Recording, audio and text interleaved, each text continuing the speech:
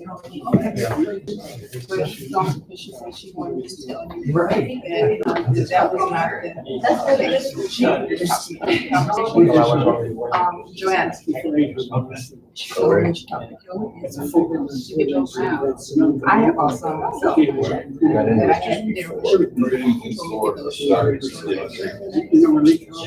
Yeah.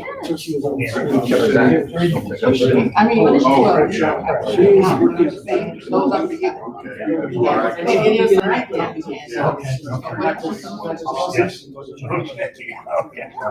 Ladies and gentlemen, sorry to keep you waiting for 2 minutes, but we've got kind of an interesting day today, and I think it'll be beneficial. And at any time you have questions about anything at all, we'll bring it up. And toward the end of the meeting, we'll have plenty of time to discuss particular issues that any of you have, or particularly want Michael to come and tell us a little bit about his experience at Sloan Kettering, which I think applies to a lot of us. So maybe not now, but some of us that are in the early stages of this whole thing.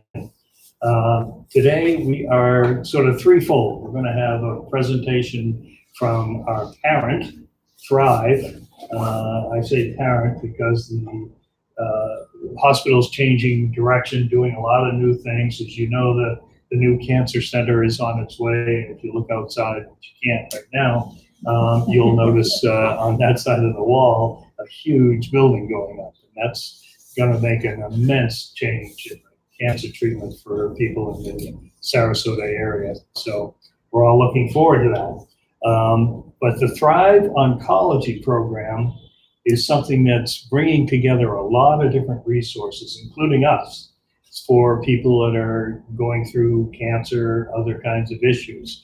And Alice Hicks is directing this whole thing, and she will spend a couple of minutes describing it and seeing how it affects all of us. Thank you, Alice, for coming by. Coming up here? Sure. Yeah. All right. So he's giving me a lot of credit and I'm directing this whole thing. So let me just tell you, my name's Alice. I am a nurse, an oncology nurse. I've been at the hospital since 1984, with the exception of a year when I thought I wanted to do something different. Found out different wasn't better, so I quickly returned. And so I've been here since. So I'm working on my 23rd year now.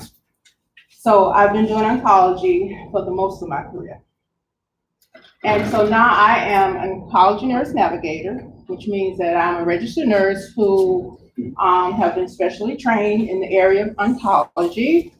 And as a navigator, I see patients, we say from the maybe a possible suspicion of cancer throughout the cancer journey, as we say. So, and our goal is to be supportive in whatever way we can.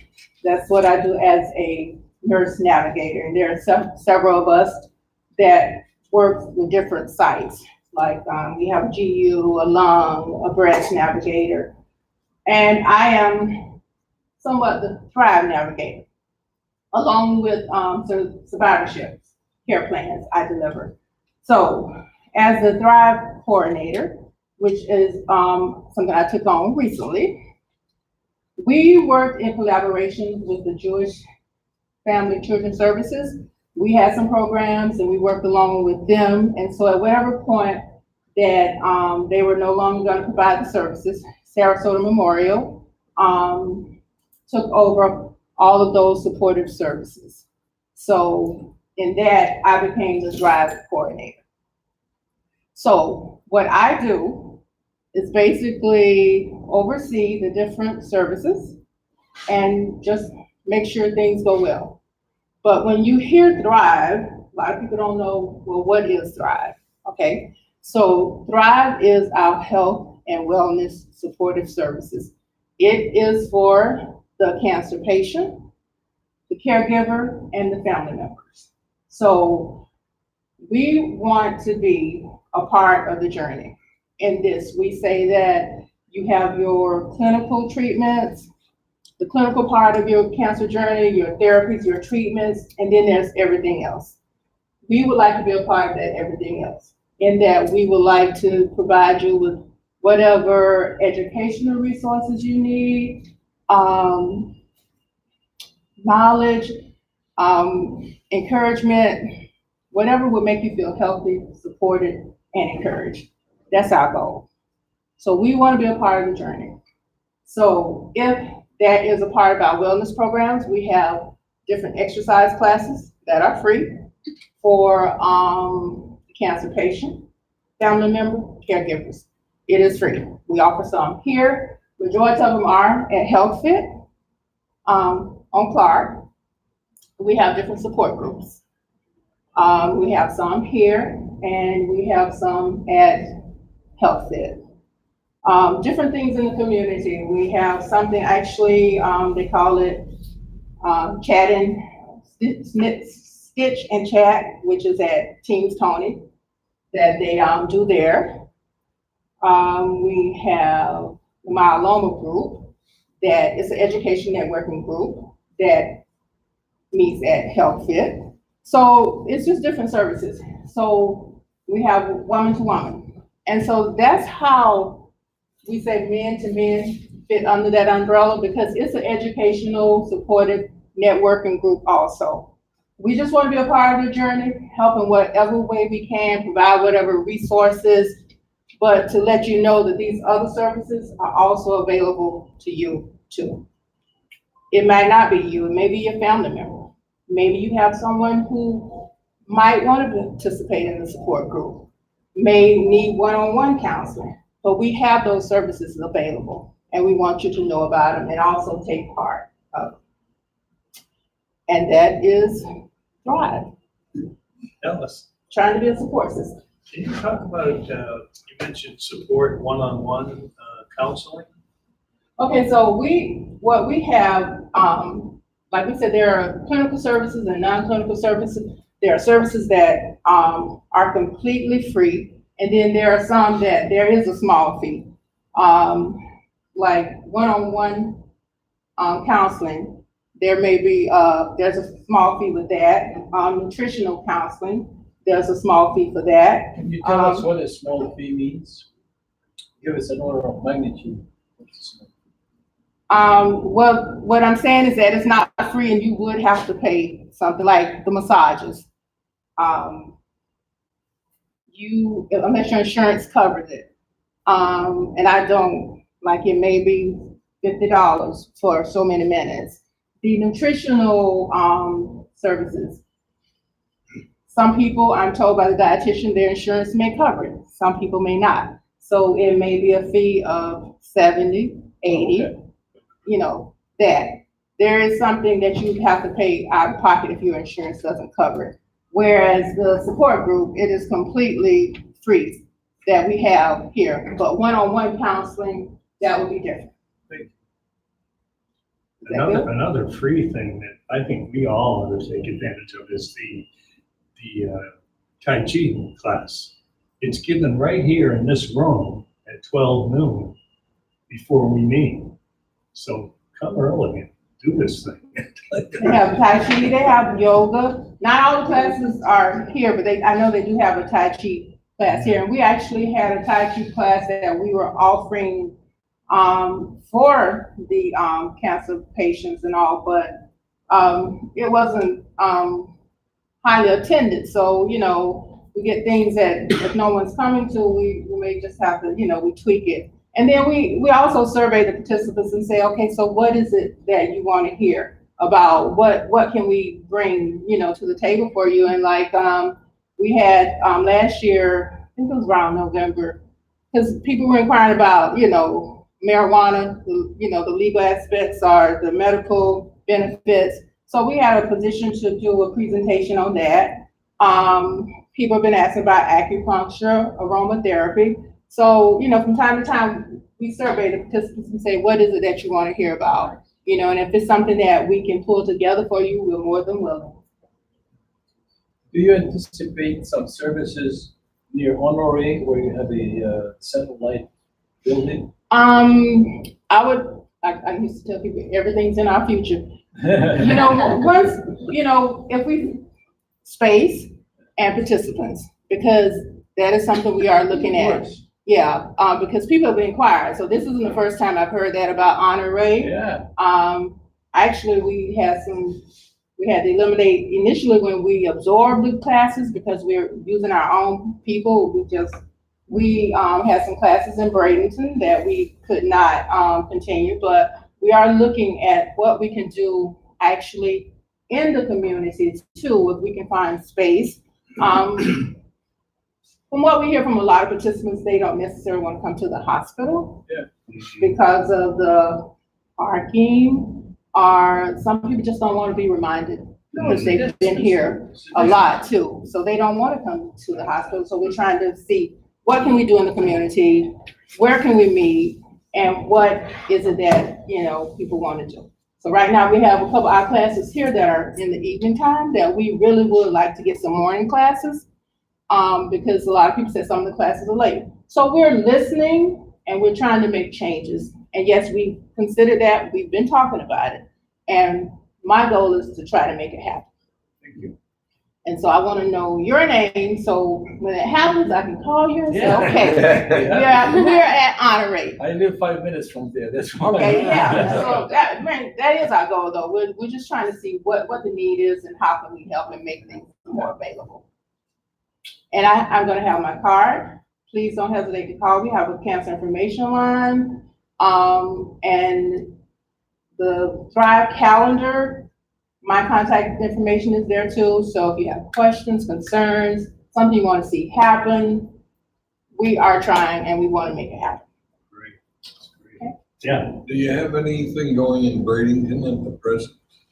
No, we don't, but we are talking about it. I just need to actually, you know, find out, you know, where we can meet, you know, how many people are actually interested, because we know some people do not want to come all the way to Sarasota. Yeah, because we actually have someone that actually drives from Anna Maria Islands just to participate in the exercise class and the support group. and the health fit location may be a little closer or easier access. Yeah, for some people. For some We do have people. some support groups in Venice, and some exercise classes in Venice. And we have just one group in Northport. And that's a pretty active group, but it's Spanish speaking group. So we're trying to get out there and see what the needs are, and really try to, you know, see what we can do to make things work.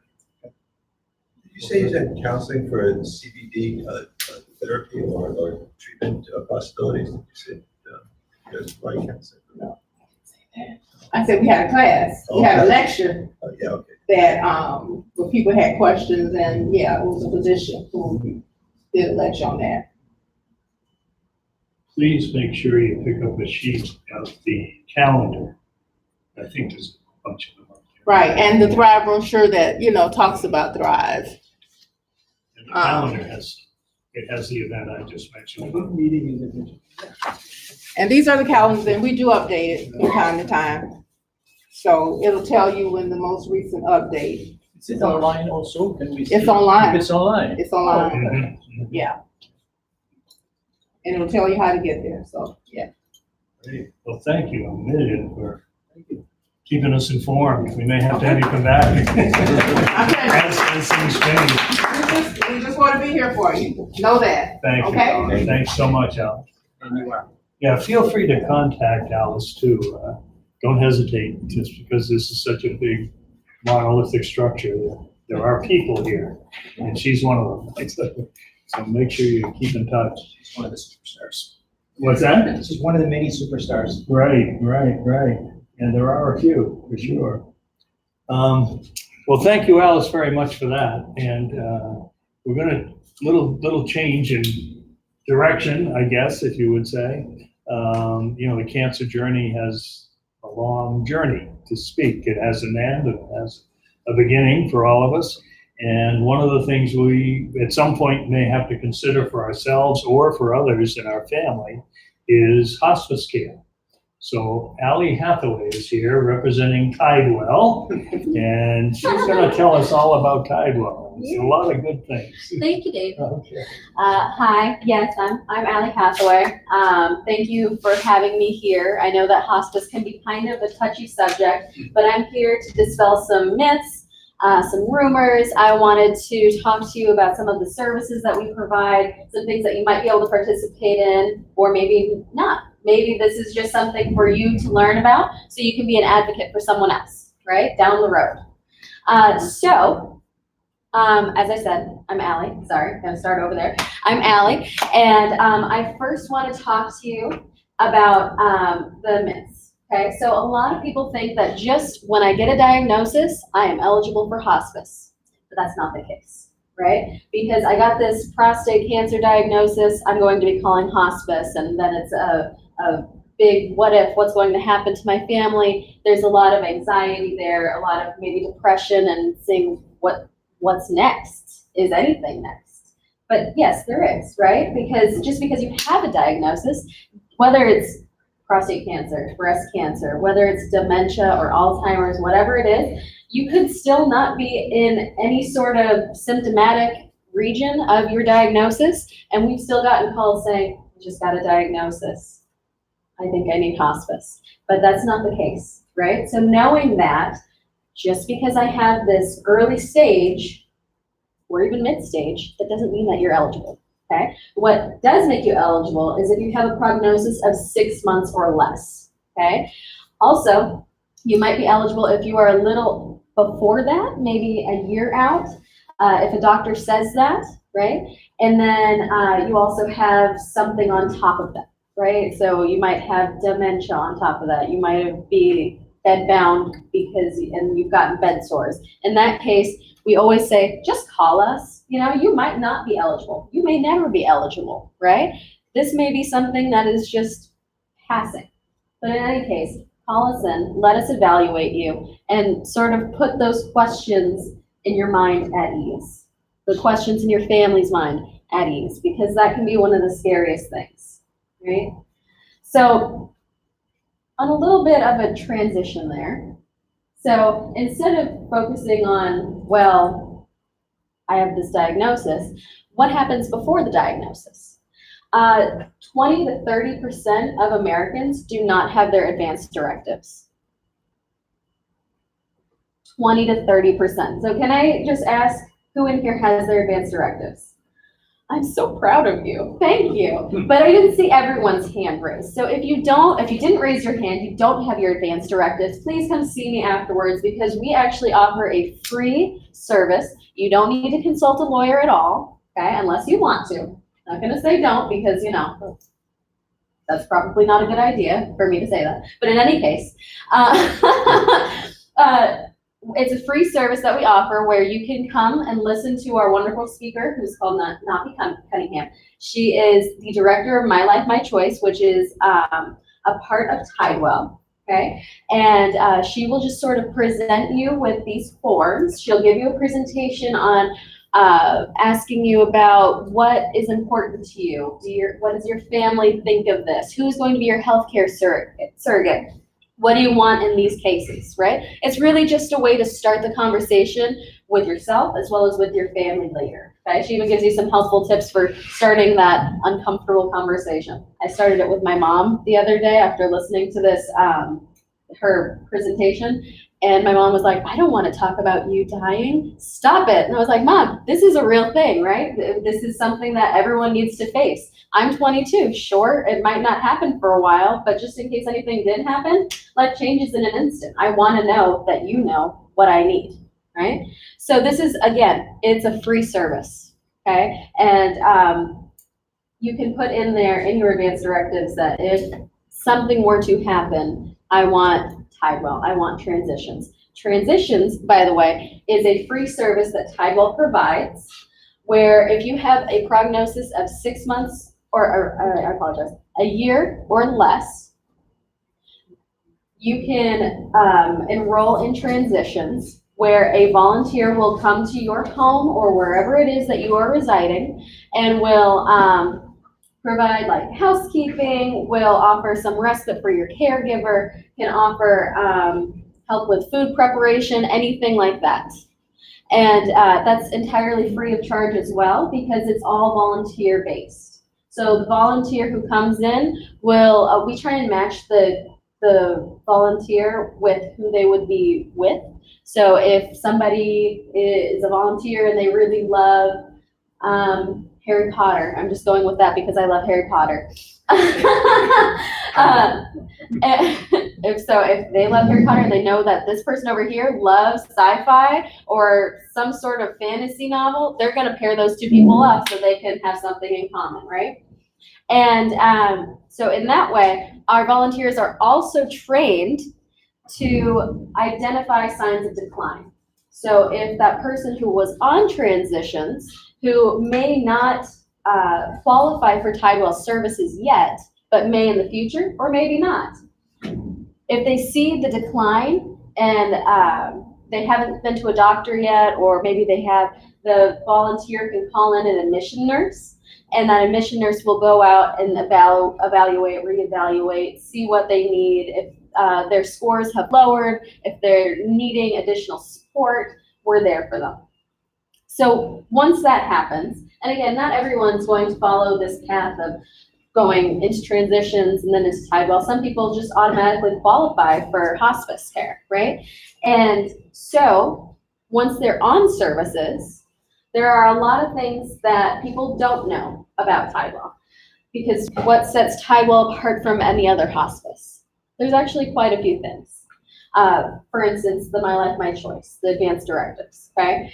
There's also our complementary services, which I love, okay? We have pet therapy, where a pet, a cat or a dog, I love cats, so I would obviously choose cats, will come into your home and just sort of spend some time with you, bring some joy. We have these Paro seals, which they call Paro, because they are fake seals, where if someone has dementia, we will bring in the seal to their home, and the seals actually interact with them, right? So they pet them, and when someone has dementia, the fake thing here seems real. So they believe that it's real, they pet it, it reacts to their touch. It's just a really nice thing. We also have aromatherapy, which has been largely beneficial for our patients as well as their caregivers. We offer massage therapy and music therapy. There's a lot of different things that we can do to benefit our patients, to benefit their caregivers. And one of those things that benefits the caregiver, especially, because a lot of people, they panic. They say, what's going to happen to my family? We offer free anticipatory grief counseling as well as grief counseling post-mortem, right? So whether that's the patient who needs anticipatory grief, we're there for them. Whether that is the daughter, son, husband, wife who needs that after the person has passed on, we're there for them for as long as they need, for free. Because and that's also another way for you to be an advocate for someone else. Our grief counseling is not limited to only our patients. This is free to anyone in the community, regardless of the loss, no matter how big or small, whether it's a pet or a parent, no matter how far off the loss was, whether it was 10 years or just yesterday. It doesn't matter, because grief is grief, and we want to be there for our people, our community members. So that grief counseling it's been really largely beneficial. We have individual counseling as well as group counseling. And we have them at several different locations, ranging from Manatee all the way to Charlotte and DeSoto County, all of which Tidewell is located in. And we are the sole provider of hospice care in those 4 counties. Another benefit that Tidewell Hospice offers is our Honors Veteran Program. We're a level 5 Veteran Honors Program, which is very, very exciting because we are the only one in all of Florida. And we are one of 20 in the United States. There are not very many hospices or organizations that can meet the needs of veterans to the extent that Tidewell has. We offer pinnings to veterans as well as their caregivers and their wife or their significant other. We also have just one more little example of something that we do to honor veterans is we have a specific assessment for veterans because we want our social workers and anybody who comes into contact with our patients who have been veterans, who have served,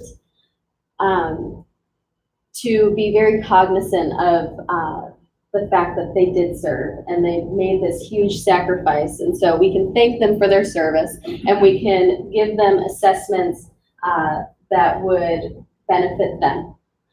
So that's a little bit about what we do. Does anyone have any questions for me right now that I can answer? Yeah. Yes? You mentioned the word free several times. Yes. So where do you get your funding from? I love that question. I knew it was coming. That's why I didn't say anything. Okay, so very good question. Yes, we have a lot of free services and good picking up on that. We are funded mostly through Medicare, Medicaid, and private insurance. That's 98% through Medicare, Medicaid, and private insurance because we don't want our customers or our clients, our patients to have to pay out of pocket. We also have 2% donor support, which is about $5 million a year, which kind of sounds ridiculous when I say 2%, $5 million a year. It's fine. But half of that, 2.5 million of that, goes into our Wishes Fund, which is a really cool fund where it's humanitarian. And if somebody is in need of funeral services, if someone is in need of any sort of, honestly, anything that they might want or need in their time with Tidewell, we provide it for them. And then the other half of it goes into our complementary services, pet therapy, and all those other things. Thank you. Yes. Are your services restricted to the 4 counties that you serve? That's a very good question.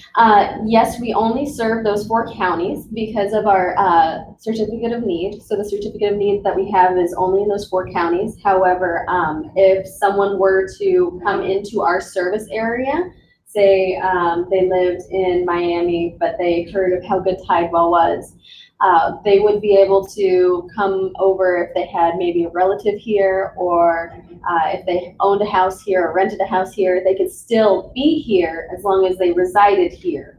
We would take care of them. That make sense? Or if a relative lived here? Yeah, if a relative lives here and you can stay there, perfect. Anything else? I'm late to the party. What are the 4 counties? Oh, great. Manatee, Sarasota, Charlotte, and DeSoto. So we are 4 consecutive counties wide, and we like to call ourselves a pink unicorn because that's pretty rare.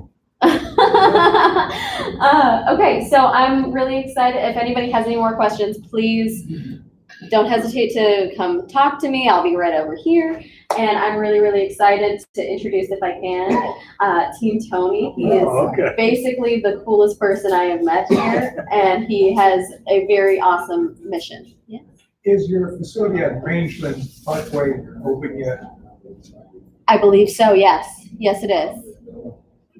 Is there a Tidewell north of here? Yes. Yeah, so we have one in the hospital. We have one in Lakewood Ranch. We've got some south, obviously. And then, I'm sorry, I meant outside the counties. oh no, we're just in those 4 counties. So Florida itself, Right. no So other Tidewell. no other Tidewell. There is a different company. Yeah, because we have been meeting the needs of the community for the past 40 years, we are the only hospice in this area. And then everywhere else, there's generally 2 or more hospices. I think there's only maybe 2 other counties with only 1 hospice. I think the key thing that I picked up from what you're talking about is that there's more than hospice in the traditional Yeah. thinking. Our tagline is more than you think, and that's exactly what it is. Yeah, so there's a lot of other services. It's hospice is such a stigma on it. Yeah, Yes. It's that's kind of like right, a yeah. cancer diagnosis. Right. But you guys have so many other services Yeah. on top of that. Some of that I just learned about too. Yeah, and a lot of them are just available to the public, that My Life, My Choice, physicians, everything.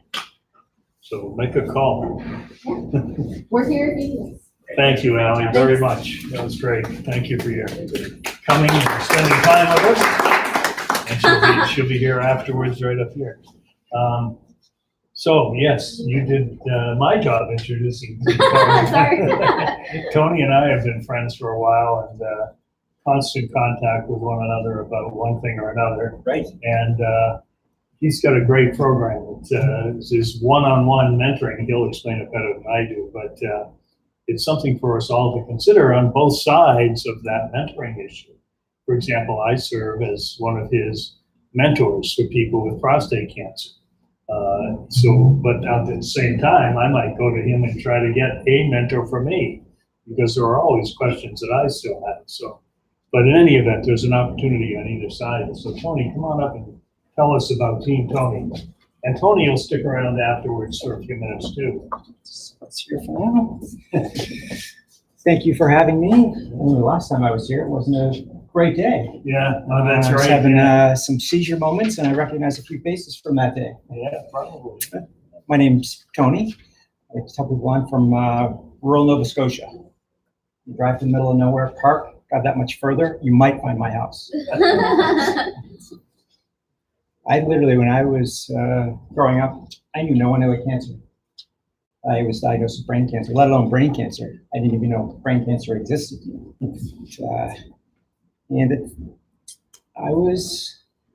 I moved here in '98 from Canada to St. Lucia to Sarasota.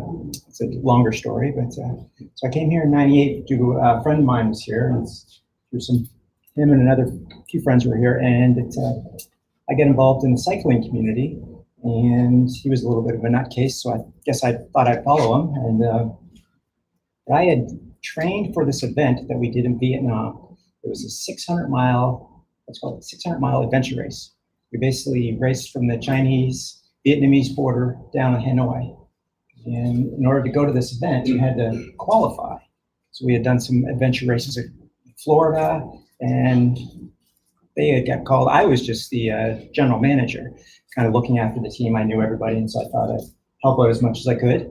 And I think it was 2 weeks, no, it was probably a little longer, maybe 4 weeks before we went, he hurt the captain hurt his foot. It's like, Tony, we need somebody. It's like, yeah, and so I ended up going, I had trained with everyone, so I ended up becoming the captain of the team, from manager to captain of the team. It's like, wow. It took us, the cutoff times were, we had to finish within 10 days. And so all these checkpoints, I don't know if anyone knows what an adventure race is, but it's basically an off-road triathlon. You know you're going to be paddling, you know you're going to be running and or hiking and biking at some point. You just have no idea when, why, or how far. And I know we started the event, and we started with a 93-mile hike. It's like, what is that? A 93-mile. And people were like running, and I'm like, there's no way we're running, guys. We got to slow down here, and we can't run for 10 days. We ended up finishing 9 days, 23 hours. We watched the cutoffs at each stop, and sadly, adventure racing is a co-ed event. And sadly, about halfway through, we had come across this huge thunderstorm. We crawled this grotto up to the top of a mountain. It was beautiful out, and put all of our gear out and lied down, beautiful sky, and all of a sudden it was drop, drop, drop. A torrential downpour out of nowhere. So we started going, I saw on the way up the hill, I saw a Vietnamese hut. It's like, okay, let's see if we could get to the hut before too much of a storm. And halfway down, we were in a landslide.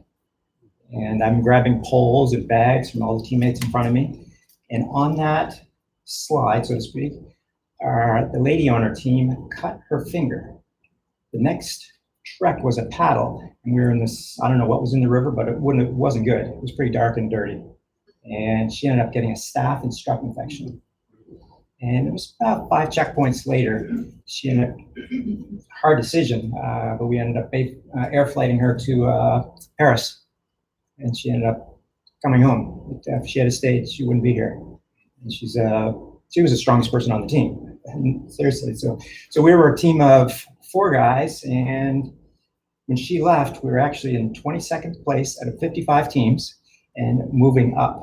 So it was Overall, once we finished, we were the 5th US team out of 10.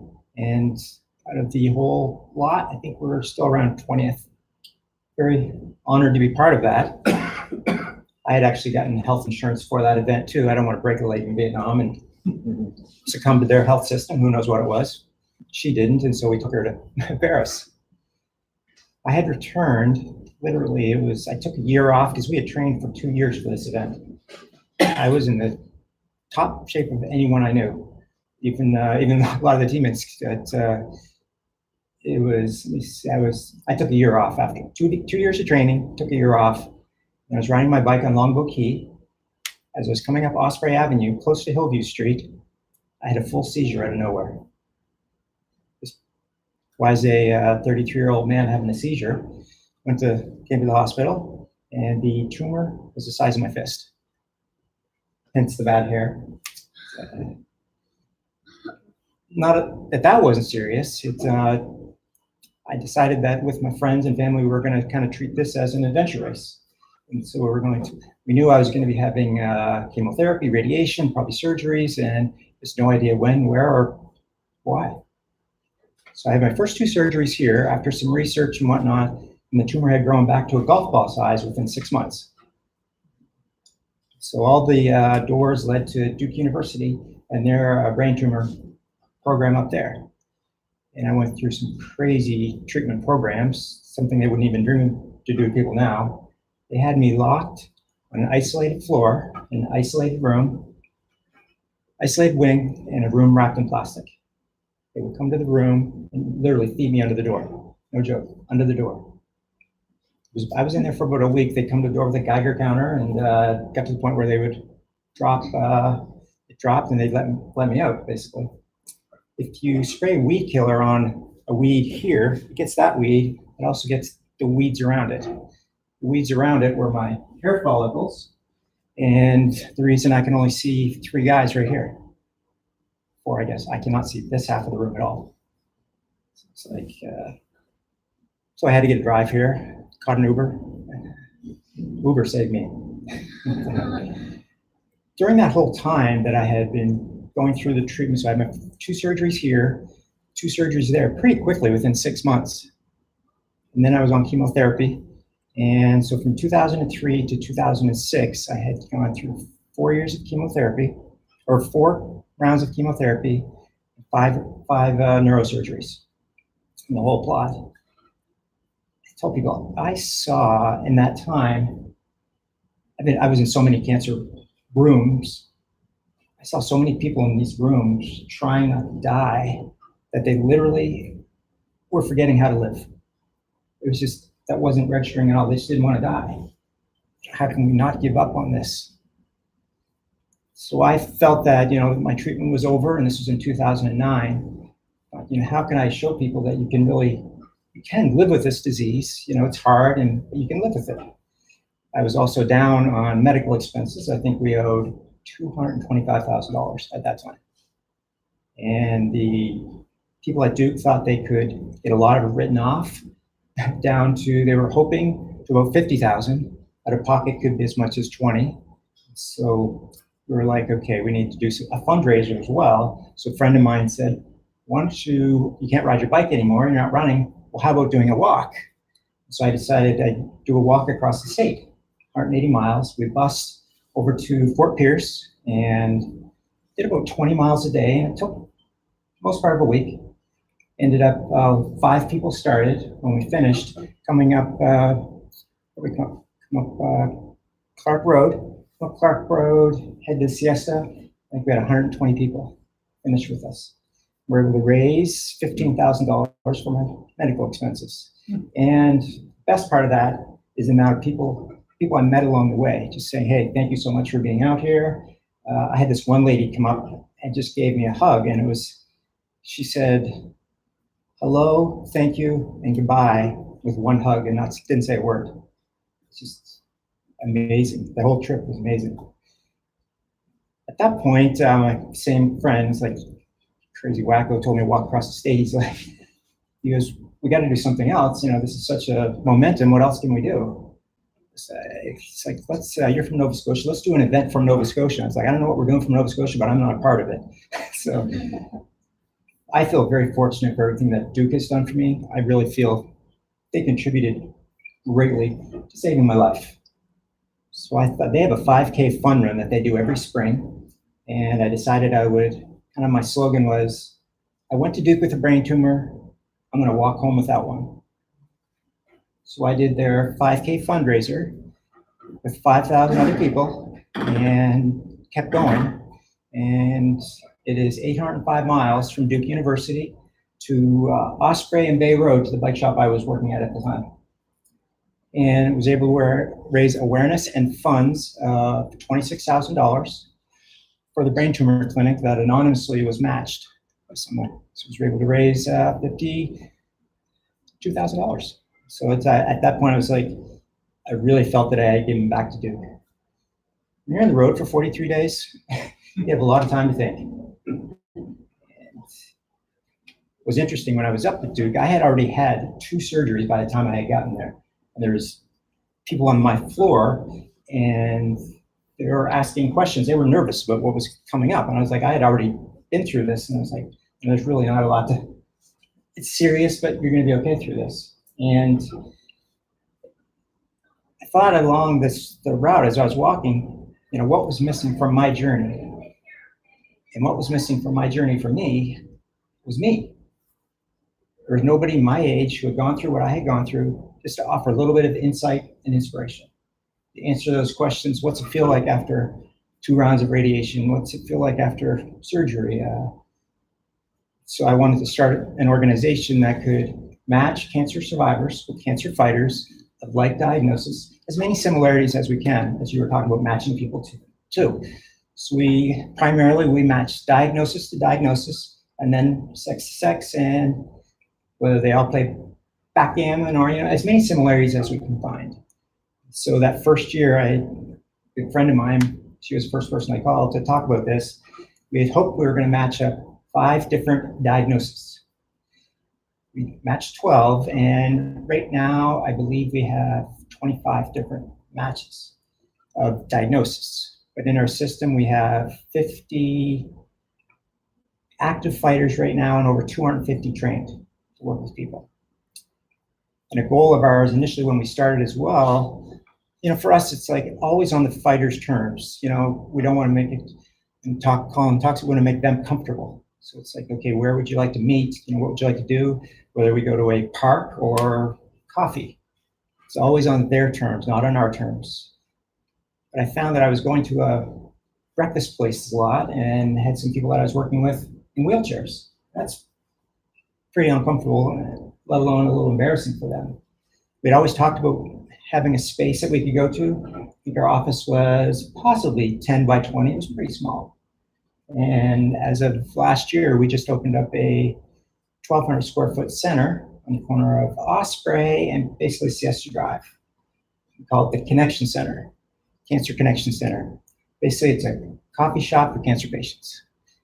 You walk in, we use all these slogans, but we were doing our best to take the clinical out of cancer. There's nobody behind a glass wall. You walk in, it's very soothing, and any resource you could possibly find, including all of these up here.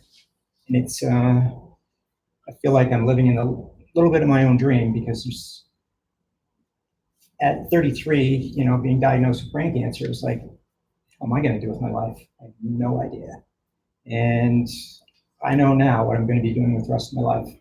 And hopefully it's the opportunity to make an impact on some lives and speak to more people like all of us who are going through this, and seeing what the greater goal is and how we can all work together to feel better and be better. So I invite everybody to come by the center. I know David and Ali have been by, and it truly is, it's 600 feet from my house. I spend more time there than I do at home. It's only 600 feet from my house too. Yeah. On the other side. So I have no excuse not to go over there. But seriously, it's a beautiful spot. And it's really not far. It's what, a mile, maybe 2 down Osprey, which is on the backside of the hospital. And it's in a nice little shopping area where it's a good place that he and Tony and I have many times seen each other. Oasis Cafe, and we made it the center. Yeah. But it's open. Chairs there? right beside Shakespeare's, Right beside you. right beside. Like we have a similar driveway. You drive between them and us, and then between Shakespeare's and the compound, it squeezes us in the middle. But I invite anyone to come by, Yeah. and our services are free as well. You know, it's last thing we want people to be concerned about is having to deal with expenses like I did. You know, we want them to focus on their treatments, and we also offer a $1,500 medical grant to anyone who's matched in our program. So if you're receiving peer support, you have access up to $1,500 for medically related expenses due to your diagnosis, whether that be prescriptions, co-pays. Transportation was big for me because I had to fly to Duke every 2 weeks. If you can't get to treatment, you don't get treatment. And it's kind of like, that's pretty important. Last year, we flew a lady to clinical trial in California. But yeah, so $1,500 per year per fighter. And that's an important thing to think about, if not for yourselves, for friends that you might run across. We had a fellow here just a couple of weeks ago, and I mentioned him to Team Tony, that was just stuck, couldn't get to his treatment back, and it was only a $7 Uber ride, but or Lyft, and Right. but that was important to him. So something like Team Tony has the asset to do something like that. And where do we get our funding? Somebody was going to ask that question. We are primarily event-driven, yet we do have some donors and whatnot as well. So we have our own events. We have one coming up this weekend. It's called, I'm not a gala guy, so we don't do galas. Our event's called Jackets and Jeans. It's at Michael's on East. We're getting pretty loaded. And it is a gala of sorts, certainly. It deserves that at least praise, because it's a wonderful event. It's fun to go to, and you can make a contribution and do it. I noticed you used the word fighter as opposed to survivor. Was that something you did from the get-go? Fighter, well, I wasn't a survivor at that point. You were still fighting. I was still fighting, yeah. Is a survivor always a fighter? They would have been, yep. I like the term fighter. I do too. because, It's an interesting spin. to me, we're all fighters at one point or another. It's a more positive connotation to it. Yeah.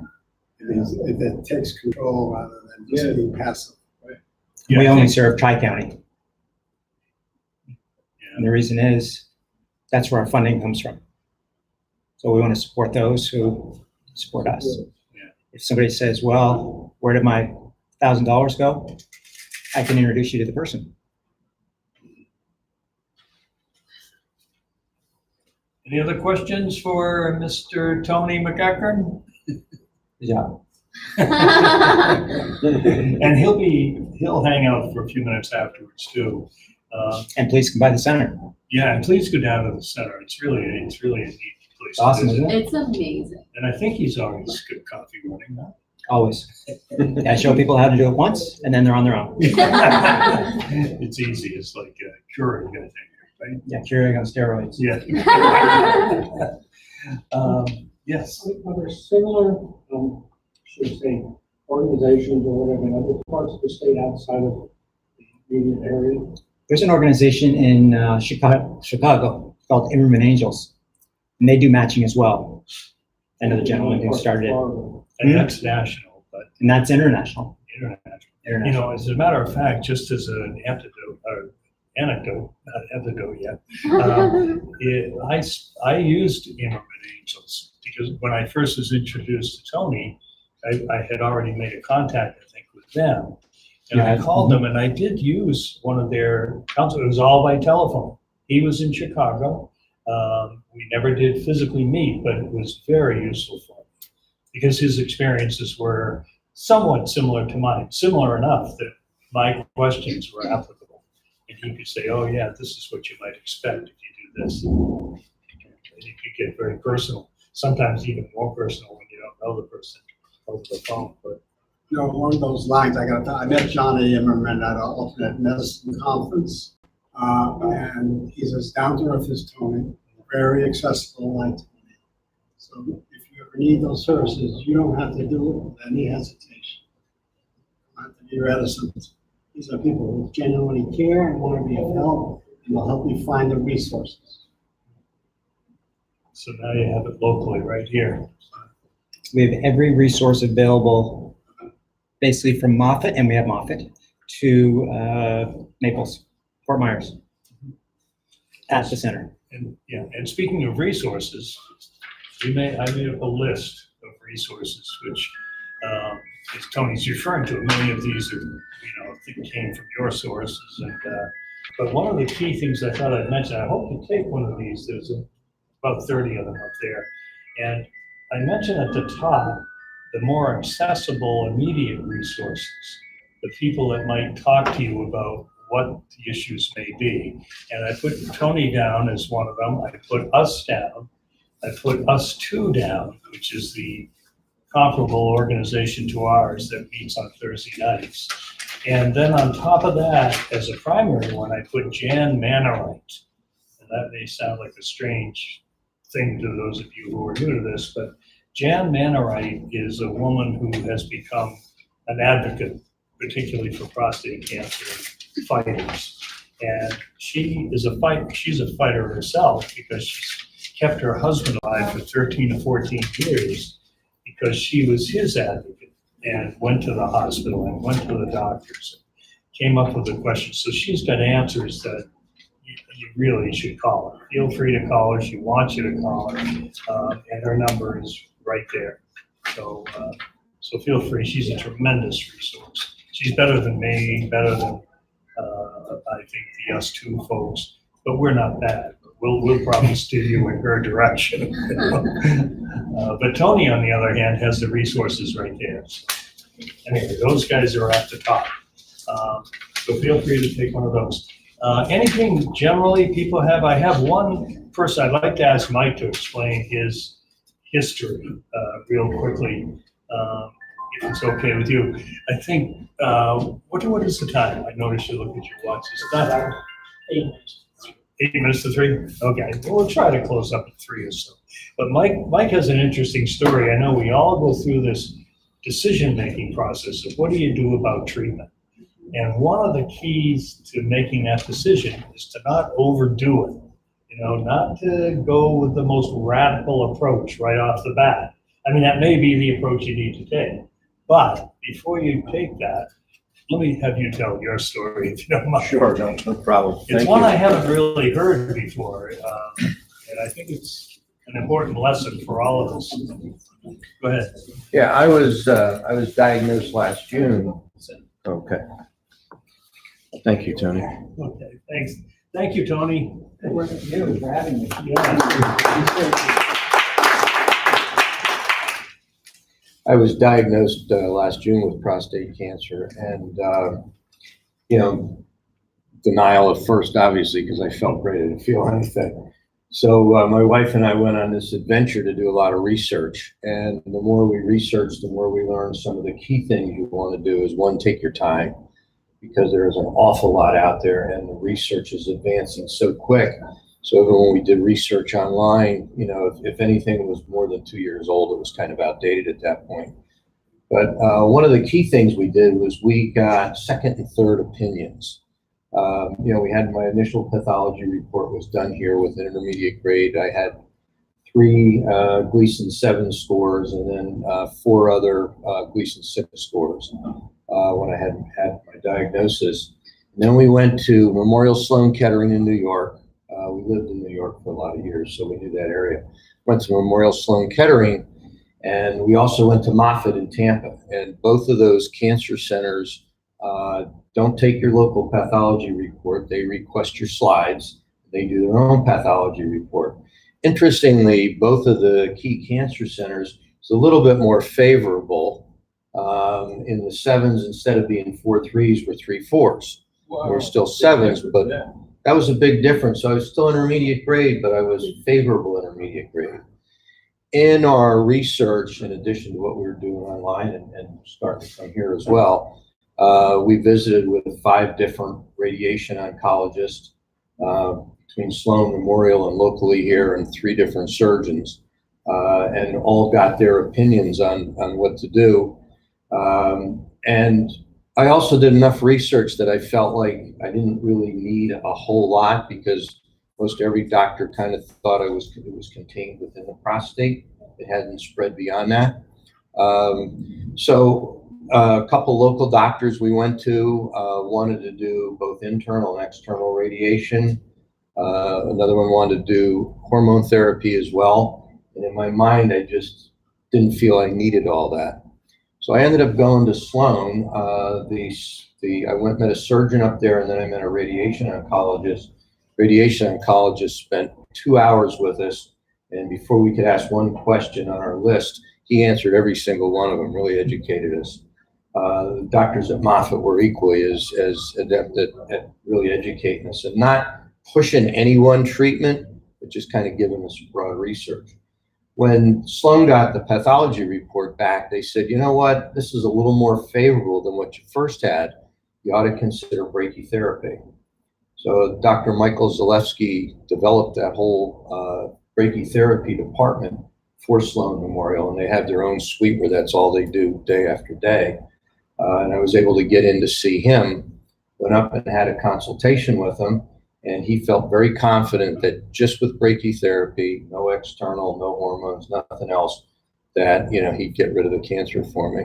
So I went in the end of September and had it done, and just had my first follow-up with him again. We've been in communications, but in person a couple of weeks ago. My PSA, which was what triggered this whole journey, when I did a physical last January, was 8.8. I thought it was just prostatitis again, because I had that occasionally. I asked for Cipro, only brought it down to 7.9. And that's when my local urologist said, let's do an MRI. And then we did a biopsy. So anyway, well, punchline is a couple of weeks ago when I went back up there, my PSA is now to 0.26. So we're optimistic that it did get everything. I will say that my body didn't react very well to the radiation. I had a rough 3 months with it. They were in constant communication, doing meds, whatever I needed to try to get through it.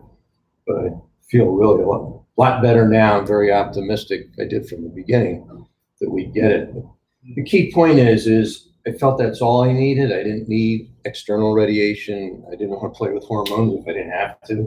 So, and I also learned going along that, you know, if I just started with this, and if unfortunately I needed something else, I could always go do it. Yeah. But not to overdo it at first.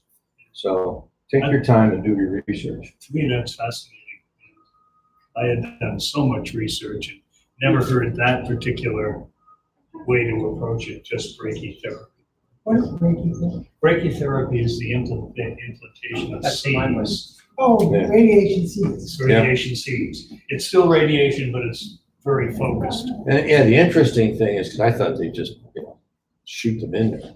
They literally strategically place every one, because they're guided as they're doing it. They strategically place every one of them that you need.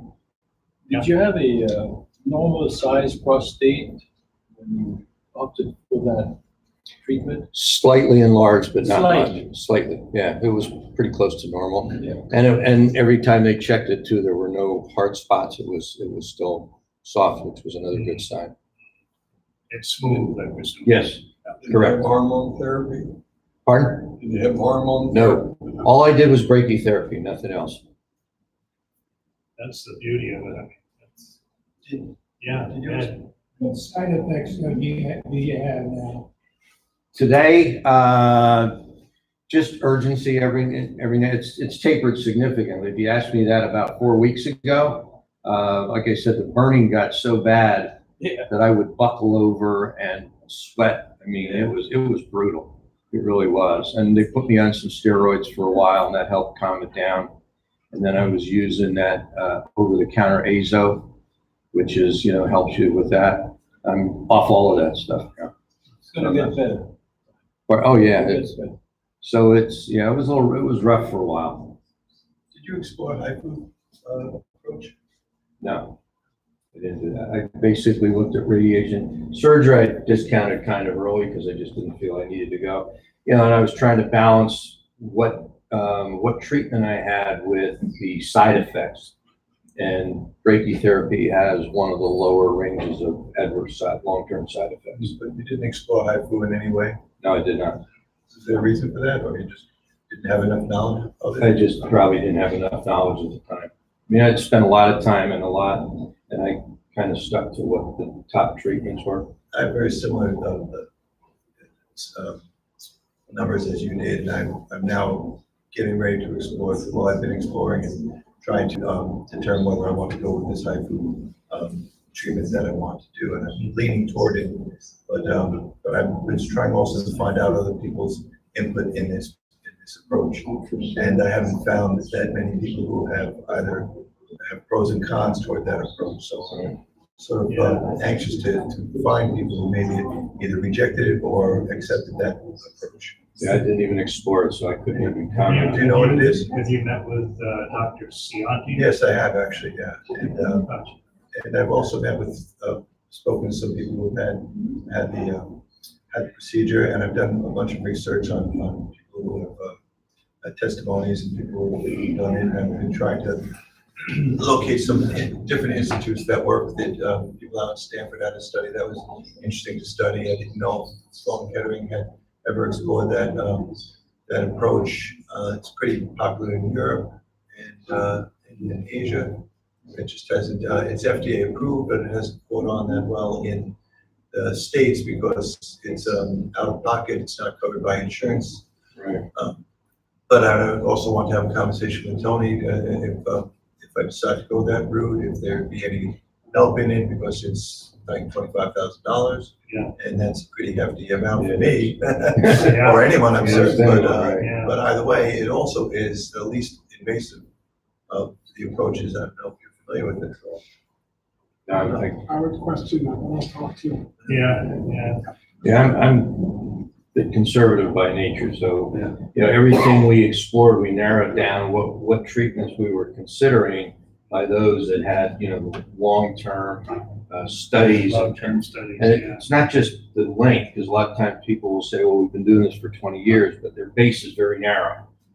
So, you know, when you talk like to both, to Sloan and Moffitt, you know, what they present to you and their studies that they believe in, it's a very broad base of people that have been treated over a 20+ year period of time. 10 years is a very short span for them. And I know you had mentioned that, you know, that's some of the newer approaches that you were looking at were only, you know, there's some that have been in place, prostatectomy and radiation, these have been in place for 40, 50 years. Yes. One of the points of interest that I had when I met with Dr. Cianti, who does this HIFU, was that, you know, that this is more of a cutting edge approach, whereas it may not have a lot of people who have participated in it, but it's had a fairly you know, a fairly good success rate, you know, in the 70s. The results are pretty positive for the most part. But And it is a new approach that you know, that hasn't really been explored yet. I think that, as you said, the newer approaches may be the cutting edge, may be the way we want to go. We've been so complacent in dealing with it the same way for the last, you know, Right. 50 years, whatever it was, with the standard approaches.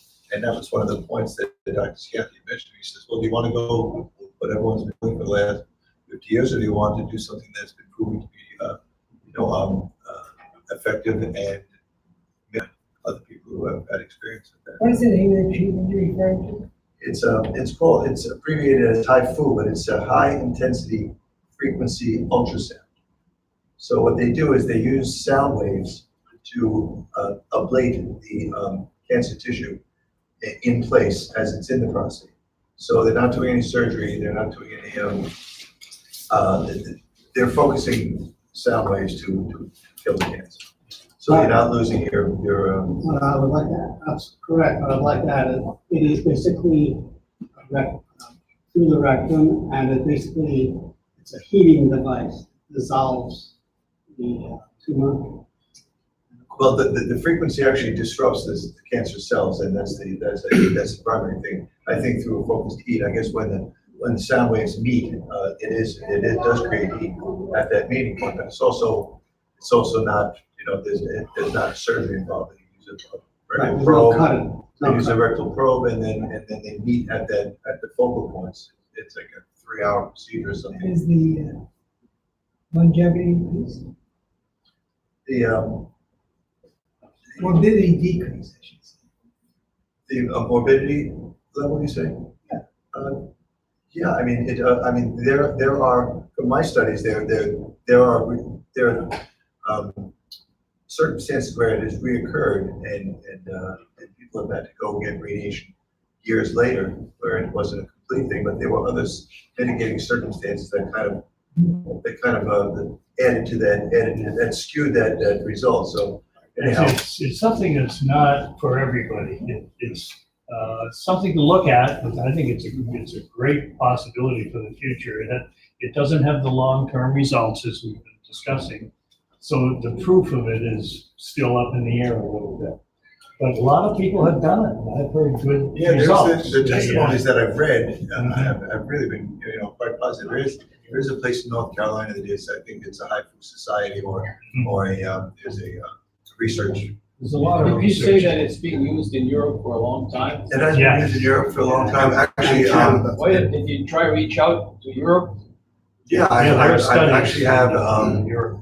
yeah, there's, I was considering going to a trial in Switzerland, I would. but Yeah. But the trials are weird like that because you could be placebo in the trials. So you don't wanna Yes, do that. yes. There are 3 basic similar procedures.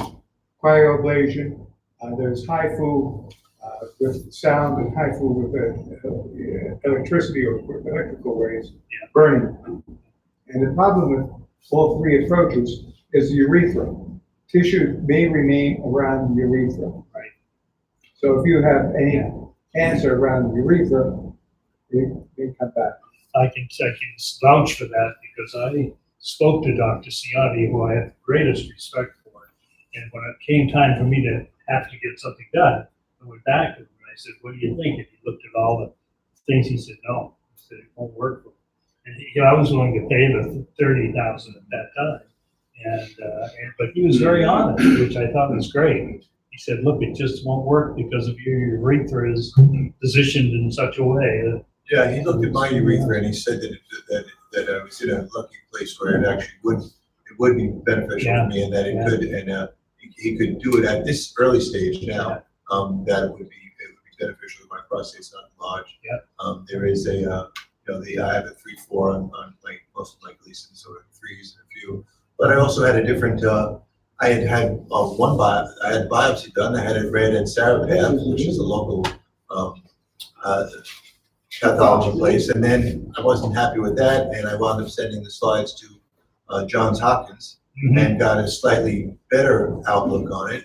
Thought about resubmitting them to a Moffitt or to maybe Sloan Kettering for an additional view on the slides. But when he saw it, he looked at the variability, said that that if I had the procedure done fairly recently, that he thinks that the urethra will be intact, and that the nerve clusters around the prostate will have minimal effect on them too. So I'm leaning toward that. He'll be honest with you. Yeah, well, yeah, he was pretty straightforward. So.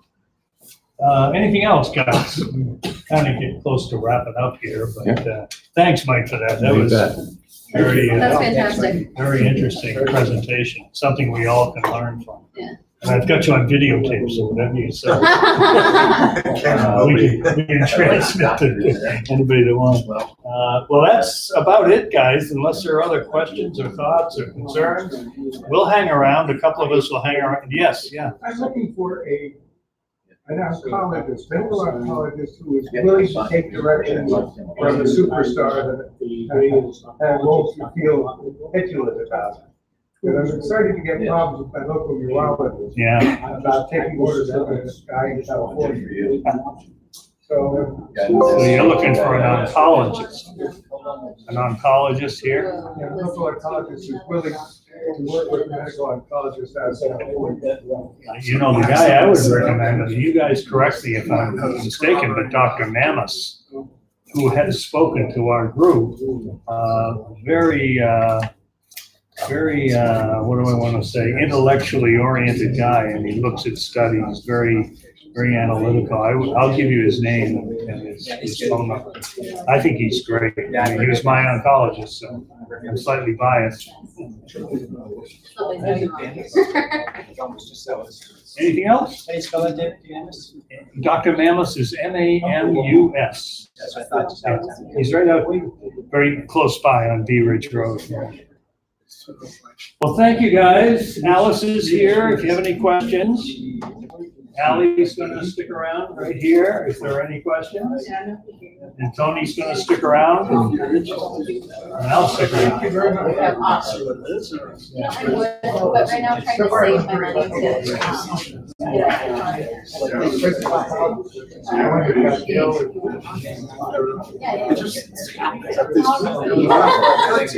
But I appreciate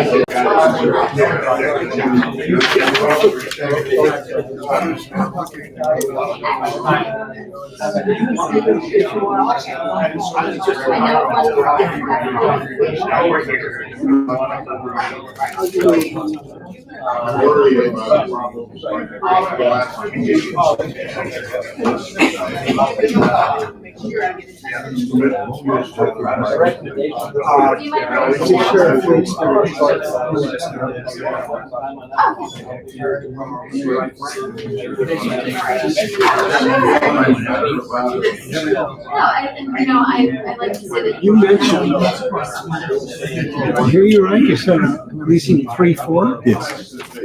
So my first concern is have you considered just the usual watchful waiting? I have considered that, and then in speaking with Dr. Scianti and addressing what Dave was talking about, was the fact that if I decide to do an early approach with this, it will be minimally effective on my urethra, which is really what was a concern with surrounding tissue and things. In other words, strike while the iron is hot. Pardon the Sort of in that way, yeah. Well, the iron's still use ringing. that expression. The iron's still ringing. I'm sorry. It's okay.